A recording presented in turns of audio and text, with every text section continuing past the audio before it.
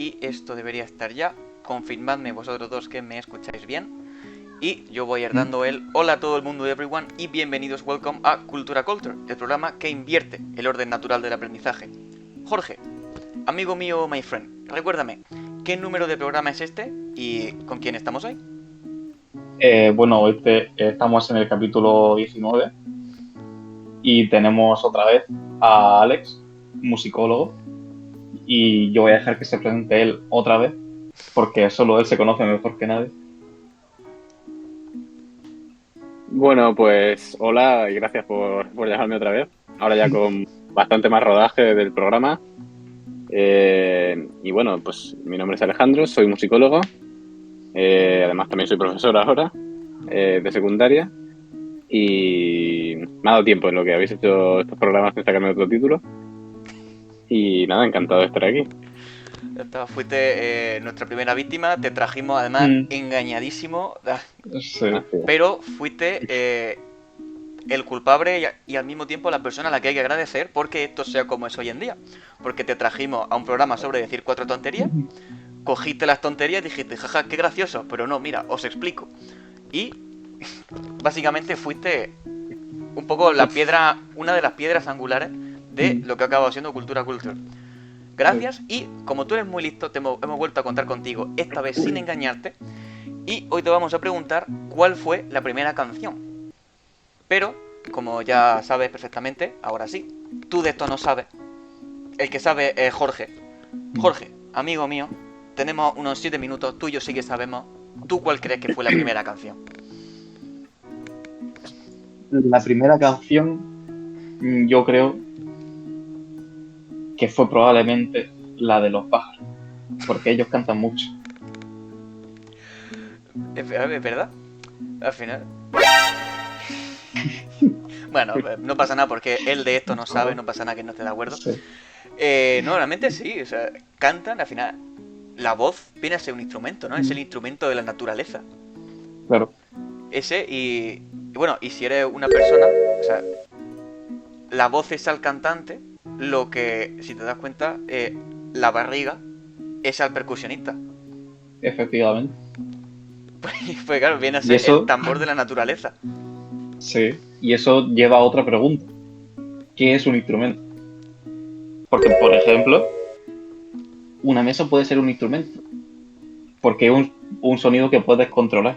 Es verdad. Más o menos, dentro de lo que cabe es un sonido que puedes controlar, puedes hacer diferentes ritmos controlados. Entonces, según tú, un instrumento es cualquier cosa que más o menos puedas entenderlo y pueda hacer un sonido medio controlado. Sí. ¿La caja de lluvia es un instrumento para ti? Sí.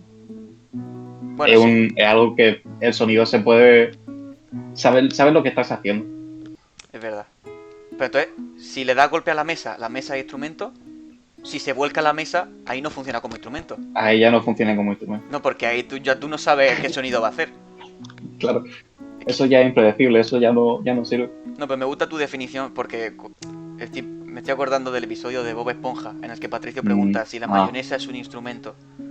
Y pues... ¿Técnicamente? Sí, ¿no? Técnicamente sí, porque tú puedes coger con la cuchara y hacer plof, plof, plof. Y siempre haces plof. Claro. A menos que se te caiga el bote. Claro, si se te cae el bote, ya... tienes medio instrumento. El plof de la mayonesa por un lado, pero el clic clic clic de los cristales rotos, que eso no lo controlas tú. Efectivamente. A menos que el instrumento sea coger un tarro y tirarlo. Pero siempre es muy caótico, creo que no cuenta. Sí, es demasiado caótico, sí. No. Vale, ya tenemos un instrumento. Sí. ¿Cómo se crea una canción? ¿Cuál es la cosa mínima, Jorge, que tú dices? Yo creo que esto es una canción. Para hacer una canción siempre hay dos sonidos o más que están hechos a pot para que suene bien o lo mejor posible. Sí, realmente sí, o sea, una sucesión. Claro. Para que esté en plural, plural significa dos o más. Entonces, dos o más sonidos que estén ahí a posta califica como canción. Otra cosa es que son malísima la canción, que sea unas cosas. Efectivamente. Pero califica como canción. Califica. Bueno. Pero hemos dicho que los pájaros también hacen canciones. Sí. Los pájaros... Creo que los pájaros no saben lo que es una nota musical. Pasé justo aquí tampoco, pero creo que los pájaros no saben lo que es una nota musical. Sí, probablemente no lo sé. Entonces, ¿has visto los vídeos de los gatos que caminan por el piano y van pulsando teclas? Mm, Y a veces suena sí, bien. ¿Eso pero solo a cuenta veces. como canción o no? Porque no tiene una inteligencia detrás. O a lo mejor sí, los gatos son muy listos, pero no tiene una inteligencia humana detrás. Yo creo que no. Pero eso No. es más o menos como la teoría esta de los 100 monos encerrados en una habitación con máquinas de escribir, El teorema del mono de la máquina de escribir. que si los dejas 100 años al final te escriben el Quijote. Bueno, 100 años. Espérate. Poquito de contexto, hay un teorema, por ahí una especie de ejercicio mental que dice que si tú le das a un mono o a un número determinado de monos una máquina de escribir y los pones a pulsar teclas aleatoriamente y les das tiempo infinito, tarde o temprano acabarán escribiendo el Quijote. Claro, Lo cual técnicamente es cierto. sí. No creo Entonces, que lo volviendo veamos, a los gatos, tristemente, pero bueno. claro, eso se puede extrapolar a los gatos que caminan por el piano. Si tú dejas a uno o más gatos caminando por un piano por un tiempo infinito, a lo mejor al final te hacen un nocturno de Chopin. ¿Quién sabe? Claro, tú vas a estar por ahí en tu casa tranquilamente, tienes un gato y tiene un piano y descubres, han pasado 1500 años y de repente estás escuchando una pieza de Beethoven o de Mozart perfectamente. Claro, funciona Claro, así. sí. Así es. Estadísticamente funciona así. Mm. Pero yo quiero volver a que según tú, y estoy bastante de acuerdo, para que haya una canción necesitas que alguien lo haya hecho aposta, que una persona la haya hecho aposta. O sea, Sí. tiene que haber algo de inteligencia humana. Entonces yo creo, me voy a aventurar, ¿eh? La primera canción Venga. fue un trío. Pájaro, río, persona gritando. Personas gritando. Persona, o sea, voz humana. Sí. Porque Sí. ahí hay elementos de naturaleza que no son pensantes, pero sí hay una Claro. persona que dijo, esto suena bien. Le voy a añadir mi voz. Claro, cosas que no son música pueden formar parte de música. Tchaikovsky cogió cañones y dijo, voy a hacer una obertura y voy a incluirle cañonazos. Claro. Como percusión. Claro. ¿Por qué no? Qué bueno. ¿Por qué no podría yo Claro. montarme un dúo entre mis silbidos y los silbidos de un pájaro? Efectivamente, al final. Claro. Claro, porque si lo piensas, el río sería un sonido constante en el fondo. Es como un sintetizador. El río es el sintetizador de la naturaleza. Perfectamente. Estoy totalmente de acuerdo, no tengo nada para rebatir esa afirmación. A lo mejor Alex sí, pero ya luego después porque él no sabe de Sí. esto. Bueno. También, o sea, ¿cuál fue la primera canción? Yo me pregunto cuál será la última. En el sentido de cuándo llegará el punto en el que haya tantas canciones en el mundo de que ya no puedas sacar una canción sin que alguien llegue y te diga, es una copia de esta otra. O es lo mismo.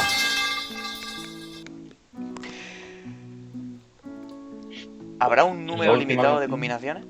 ¿O es infinito? ¿Tú qué crees? A ver. Infinito. No creo que sea. Pero da para mucho. Yo creo que el número de combinaciones a secas es infinito, pero el número de combinaciones reconocibles sí es finito. Del mismo modo que Sí, entre eso el sí. 1 y el 2 hay números decimales infinitos técnicamente, pero no diríamos que hay números decimales que signifiquen algo para nosotros infinitos. De todas formas, esta vez sí, Jorge, espero que me des permiso para que le demos Doy permiso. paso a Alex. Ahora sí, Alex, te cedemos la palabra. Pasas a ser, como ya bien sabes, el dueño del programa. Todos los derechos a réplica, a veto, a contradecirnos, a darnos una reprimenda, lo que tú quieras. Nos callamos y te dejamos hablar. Vale, gracias. A ver. Ha habido cosas interesantes en lo que habéis dicho, ¿no? Sobre todo al principio. Cuando habéis empezado a hablar de los pájaros y de la voz. Lo de la barriga ha sido más gracioso, pero bueno, también. A ver, primero hay que definir un poco qué es una canción y cómo se puede abordar, yo creo, esta pregunta, ¿no? Porque si tú le haces a una persona cualquiera, aleatoria por la calle, esta pregunta, pues puede que entienda canción como lo que escucha en Spotify. Entonces, a lo mejor la respuesta será, pues seguramente una canción que se grabó en el siglo XX con su micrófono y su grabadora y su equipo de audio primitivo y entenderá que eso es la primera canción. La segunda podrá ser entender canción como obra de música que está escrita para ser cantada, es decir, que necesita una voz. Entonces, esa está relacionada también con una tercera que propongo yo, que es hasta dónde llega nuestro conocimiento de música humana, de música hecha por el ser humano, sea cantada o no sea cantada.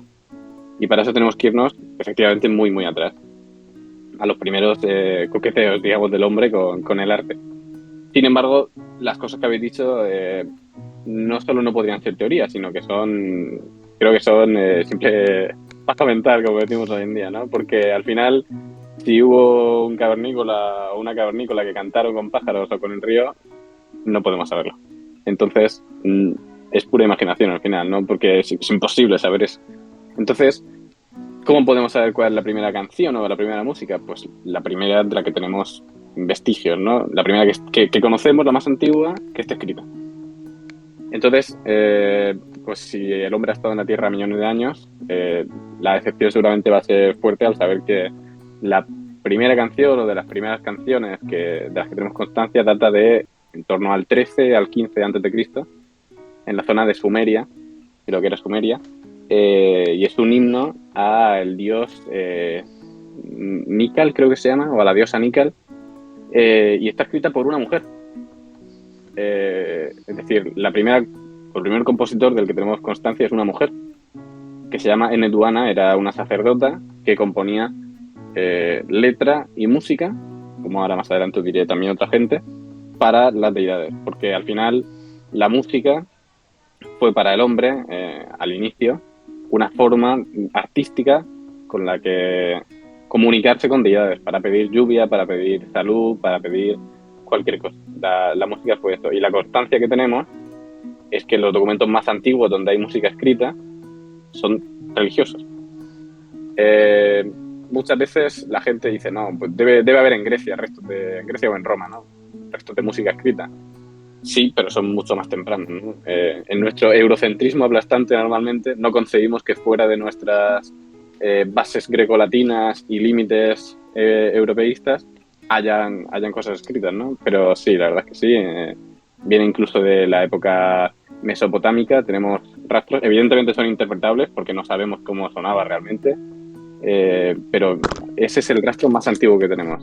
Y ya rastros que se puedan interpretar o que ya podamos sacar la música casi totalmente, aunque no sea 100%, bueno, fiable, porque al final son interpretaciones, nos tenemos que ir al siglo IX.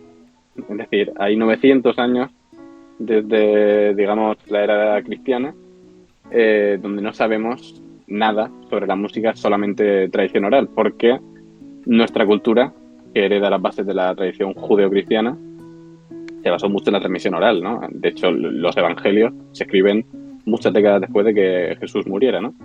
Entonces, eso ya te da por sí una base de tradición oral muy fuerte, y hasta el siglo IX no tenemos documentos que, de nuevo, son religiosos, donde tenemos música, ¿no? En este caso son lo que conocemos como neuma, que es música notada, que algunos teóricos sugieren que imita movimientos de la voz, por ejemplo, un movimiento de la mano hacia arriba, reflejado en una línea que sube de abajo hacia arriba para imitar pues que la música va hacia arriba, ¿no?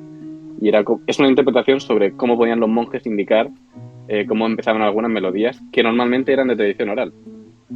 ¿Por qué se hace esto? Se hace esto porque al corpus de tradición oral de la música cristiana, que se daba en toda Europa con la unificación carolingia, que es el que conocemos como canto gregoriano, pues, por ejemplo, imaginad que vivimos los tres en Santiago en el año 1200, por ejemplo.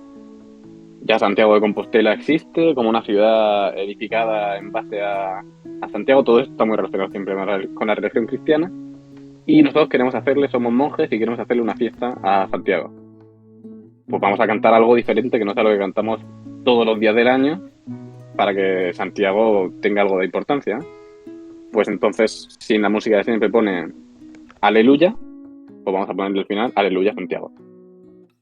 Bueno, pues estas modificaciones que parecen un poco tontas a simple vista se convierten en adiciones de música nueva mucho más texto, y eso no se puede mantener en la memoria, porque si además de todo el ordinario de la misa y toda la música que lleva tanto tiempo estudiar, hay teóricos que dicen que 10 años no eran suficientes para aprenderse todas las melodías que tenían que cantar, y encima le suman las nuevas, es imposible. Entonces, la escritura surge de una necesidad, no porque quisieran. Entonces, la primera canción, a saber, la necesidad de escribirla, bueno, en nuestra era cristiana surge de ahí, y en otras culturas, pues, está escrita quizá porque simplemente querían escribirla y tenían más conciencia de la autoría y de la preservación de los documentos que tenían en la Edad Media. Entonces, no podemos saber cuál es la primera, pero sí podemos saber cuál es la primera que sabemos exactamente cómo sonaba desde el principio. Saber cómo sonaba no sabemos porque no había grabadora. Entonces, ni siquiera sabemos cómo sonaba la música de Mozart, ¿no? Aunque sea de hace 400 años. Pero sí que tenemos interpretaciones sobre cómo puede sonar. Además, la podéis buscar música mesopotámica o el famosísimo epitafio de Esquilo de Grecia, que aparece en juegos, en videojuegos aparece, en Civilization 6 creo que aparece, en Assassin's Creed creo que también aparece. Y es una melodía que seguramente ahora mismo no tenéis en la cabeza, pero si la escucháis, sabéis cuál es. Y claro, al final no podemos asegurar que sonaran así, porque también los instrumentos que pudieran o no usar, además de la voz, que ya os digo que la voz es el primero que se usa, son interpretaciones. Tenemos, os puedo decir, flautas de hace, pues no sé si millones, pero cientos de miles de años tenemos flautas que se preservan todavía. Pero no tenemos nada para saber qué hacían con esas flautas. A lo mejor se la metían por el ojo, yo qué sé. Yo te voy a devolver a la cuestión.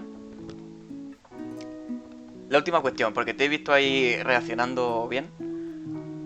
En tu opinión, ¿habrá melodías infinitas? O sea, ¿habrá un momento en el que llegue, se haga una canción y ya no cuente como canción nueva? ¿Tú qué crees?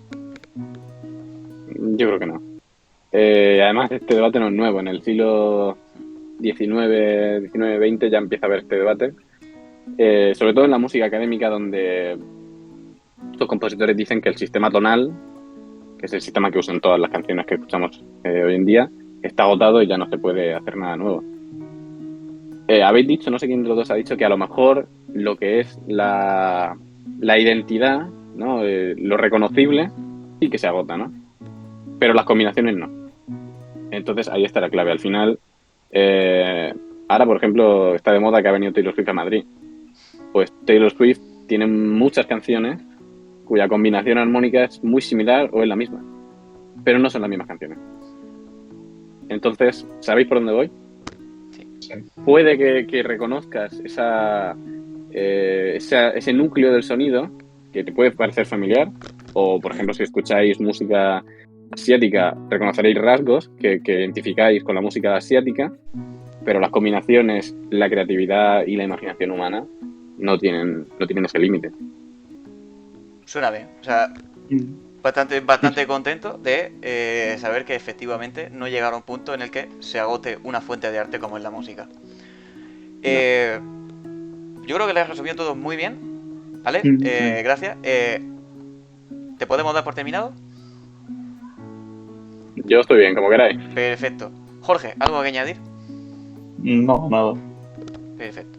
Pues en ese caso, a mí me va quedando dirigirme a la audiencia, a la que le voy a decir que estimo que si han llegado hasta aquí es porque le parece ni que sea un poquito interesante. Así que le voy a animar a que se suscriba y active la campanita para no perderse ninguno de nuestros episodios. Díganos qué opinan ustedes. ¿Cuál es la canción más antigua de la que ustedes conocían antes de ver este episodio? Que gracias a Alex ahora sabemos cuál es la respuesta. Gracias Alex por venir. Gracias Jorge por acompañarme como siempre. Y adiós, goodbye.